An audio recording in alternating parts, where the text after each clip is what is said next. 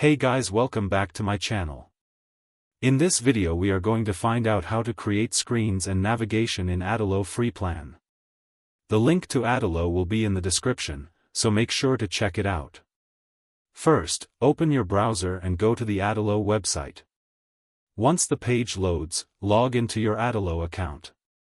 After logging in, open the app where you want to create screens. Now look at the left side panel and click on Add Screen. Choose the screen type you want, such as blank screen or list screen.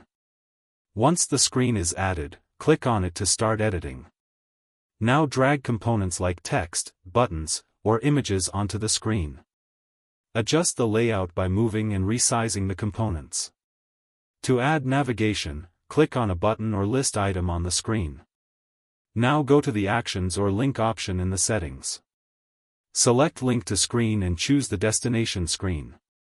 Repeat this process to connect all screens in your app. Use the Preview button to test navigation between screens. Once that's done, your screens and navigation are ready.